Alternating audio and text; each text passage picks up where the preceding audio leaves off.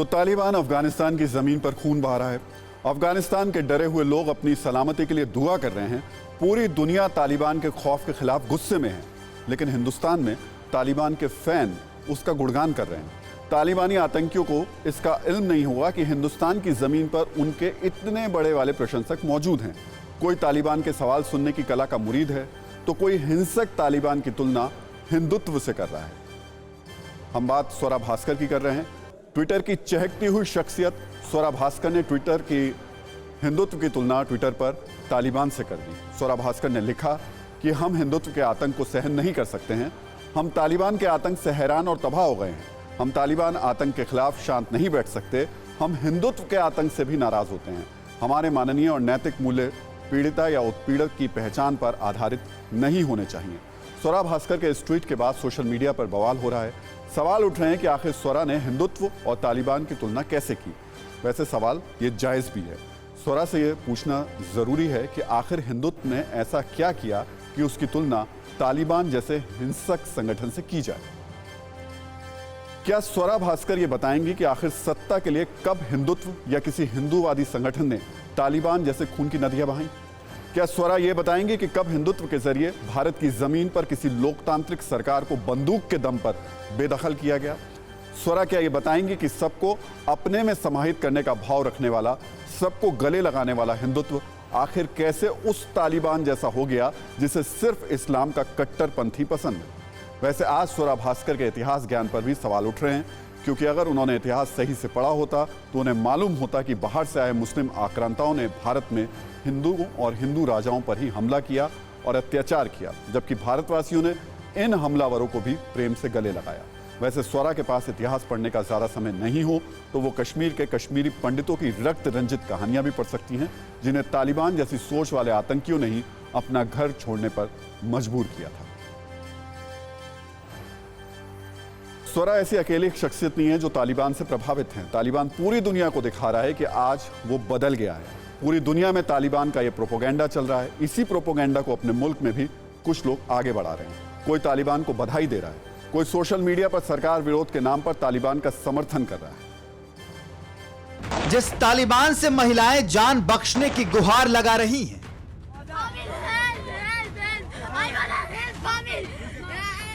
जो तालिबानी आतंकी आम लोगों पर गोलियां बरसा रहे हैं,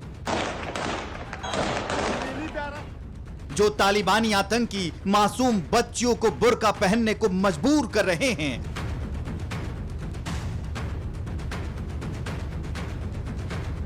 जिन कट्टरपंथी और बर्बर तालिबानियों ने महिलाओं को घरों में कैद रहने को मजबूर कर दिया है, उस तालिबान से भी भारत के कुछ लोगों को हमदर्दी है।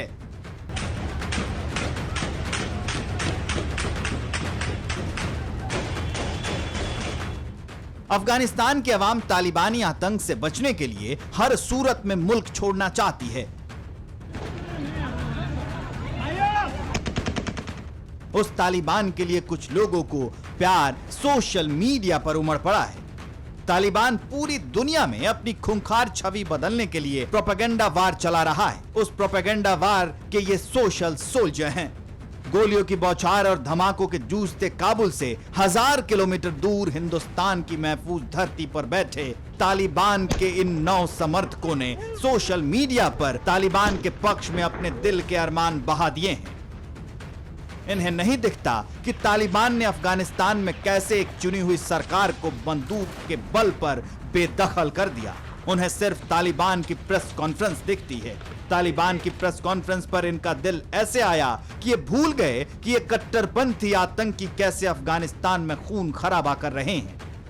सोशल मीडिया के इन क्रांतिवीरों को रंज है कि अपने मुल्क में पीएम बार बार प्रेस कॉन्फ्रेंस नहीं करते। ये शिकायत करते हुए ये सोशल क्रांतिकारी भूल जाते हैं कि भारत में सत्ता करोड़ों लोगों द्वारा चुनी हुई सरकार को मिलती है, ना कि तालिबान की तरह हथियार के दम पर छीनी जाती है। भारत को बदनाम करने के एजेंडे में ये भूल जाते हैं कि किसी भी मुल्क की तस्वीर प्रेस कॉन्फ्रेंस से नहीं, काम करने से बदलती है। हिंदुस्तान के लोकतंत्र की खुली हवा में सांस लेने वाले ये नए नवेले तालिबान समर्थक अफगानिस्तान के लोगों का दर्द नहीं सुन रहे हैं, इन्हें तड़पते हुए बच्चों, गोलियों से छलनी लोगों, जान बचाने के लिए प्लेन के विंग पर बैठे लोगों का दर्द नहीं दिखता। इन्हें तो बस तालिबान की प्रेस कॉन्फ्रेंस दिखती है। वैसे इन तालिबान समर्थकों की जमात में वो बुजुर्ग भी शामिल हैं जिन्होंने पूरी उम्र हिंदुस्तान की सरजमी पर गुजार दी, लेकिन उनके दिल में शरिया का राज है, तालिबान की हुकूमत है। अब आपको एक मौका मिला है, बरसों की कुर्बानियों के बाद और पूरी मिल्लत इस्लामिया की न जाने किन किन हस्तियों ने कहाँ कहाँ दुआएं मांगी होंगी। आपका ये भाई दुआ करता है कि अल्लाह ताला आपकी बसीरत और आपकी हिम्मत में दिन दूनी रात चौगनी तरक्की अता फरमाए। ऐसे ही सोशल सोल्जर्स और दूसरे खैर ख्वाह मददगारों की बदौलत तालिबान अपना खूनी चेहरा छिपा रहा है। इनकी बदौलत ही आज चर्चा तालिबान के पाप पर नहीं, उसके कथित उदारवाद की हो रही है। लेकिन आज सवाल तालिबान का नहीं, आज सवाल अपने देश, अपनी धरती का है। एक सुर में तालिबान की तारीफ करने वाले इन आधुनिक क्रांतिवीरों को शिकायत सरकार से है। उन्हें शिकायत है कि देश के पीएम प्रेस कॉन्फ्रेंस नहीं करते। लेकिन भला कौन इन नासमझ क्रांतिकारियों को समझाए कि तालिबान के बहाने वो अपनी बात को सही साबित नहीं कर सकते।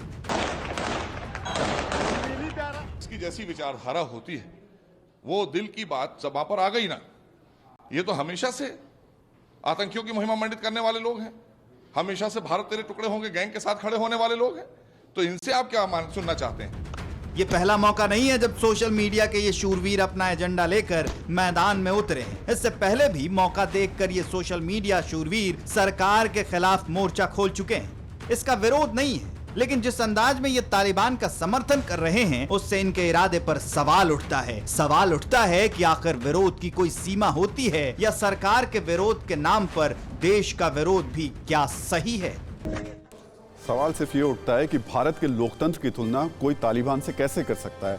सवाल ये उठता है कि हिंदुत्व की तुलना कोई तालिबान से कैसे कर सकता है। वैसे स्वरा भास्कर ही नहीं, सोशल मीडिया पर तालिबान का समर्थन करने वाले तमाम प्रगतिशील चर्चित महिलाओं से सवाल अफगान की वो महिलाएं भी पूछ रही हैं जो घरों में हैं, बुरके में कैद रहने को मजबूर हैं। सवाल ये कि क्या इन प्रोग्रेसिव महिलाओं को अफगानिस्तान की महिलाओं का दर्द भी नहीं दिखता? महिला होकर भी क्या इन्हें ये समझ नहीं आता कि आखिर उन महिलाओं पर क्या गुजर रही होगी जो कल तक काबुल में अपने मन के मुताबिक जिंदगी जीने को आज़ाद थी, लेकिन आज जिन्हें घरों में कैद कर दिया गया है।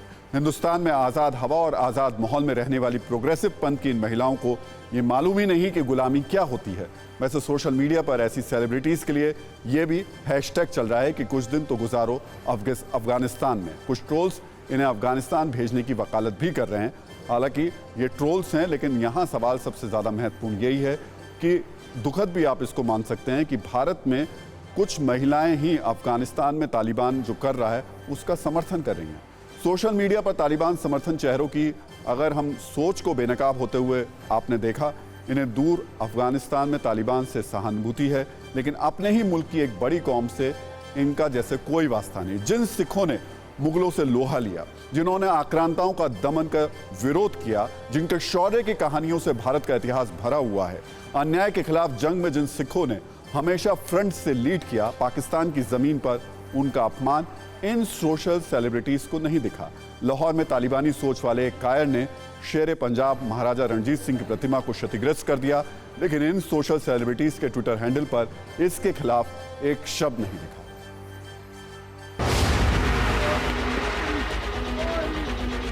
ये पाकिस्तान का तालिबानी चेहरा है, ये गौरवशाली विरासत का अपमान है, ये तालिबान और पाकिस्तान का बखान करने वालों के मुंह पर करारा तमाचा है। 2 साल में ये तीसरा मौका था जब लाहौर में महाराजा रणजीत सिंह की मूर्ति को निशाना बनाया गया। वो महाराजा रणजीत सिंह जिनके इंसाफ के तराजू में सब बराबर थे, आज पाकिस्तान के तालिबानी सोच के लोगों को वो खटकने लगे। महाराजा रणजीत सिंह के अपमान पर पूरी दुनिया में पाकिस्तान की थू-थू हो रही है। कट्टरपंथियों की हरकत पर इमरान सरकार कटघरे में है। अपने पुरखों के अपमान का आक्रोश दिल्ली की सड़क पर देखा। पाकिस्तानी उच्चायोग के बाहर नाराज लोगों ने प्रदर्शन किया। पाकिस्तान सरकार से तालिबानी सोच के लोगों के खिलाफ कार्रवाई की मांग की। बिल्कुल इस मानसिकता को बर्दाश्त नहीं किया जाएगा। इस तरह की तालिबानी मानसिकता के लोगों को वहां पर गिरफ्तार किया जाए, उनको सख्त से सख्त फांसी के तख्ते पर लटकाया जाए। के अपमान पर वो खामोश रहे जो पाकिस्तान की सियासत में खुद को शेर कहलाने का शौक रखते हैं। ये तस्वीरें ज्यादा पुरानी नहीं है। जब नवजोत सिंह सिद्धू पाकिस्तान पहुंचे थे, सिद्धू ने बाजवा को गले लगाया था तो पाकिस्तान के नए नए पीएम बने इमरान खान के साथ गलबहियां भी की थी। तब हर आलोचना, हर विरोध की अनदेखी कर सिद्धू ने इमरान को अपना यार बताया था। सिद्धू की नजरों में तब इमरान बदलाव के दूत थे, शांति के मसीहा थे। मुझे ये महसूस हो रहा है कि जितनी मोहब्बत मैं लेके आया था उससे 100 गुना ज्यादा मोहब्बत मैं वापस लेके जा रहा हूं। लेकिन आज उसी इमरान के राज में तालिबानी सोच वाले चंद लोग शेर पंजाब का अपमान करते हैं, लेकिन सियासत के सूरमा सिद्धू मौन हैं। सिद्धू के साथ ही वो सोशल सूरमा भी चुप हैं जिन्हें तालिबान में बदलाव दिखता है। उनकी ये खामोशी सवाल खड़ा कर रही है। पाकिस्तान के लाहौर में महाराजा रणजीत सिंह की मूर्ति तोड़ने का आरोप तहरीक लब्बैक पाकिस्तान पर लग रहा है। टीएलपी के कार्यकर्ताओं ने मूर्ति तोड़ने के बाद नारेबाजी भी की। इससे पहले 2 बार महाराजा रणजीत सिंह की मूर्ति को निशाना बनाया जा चुका है।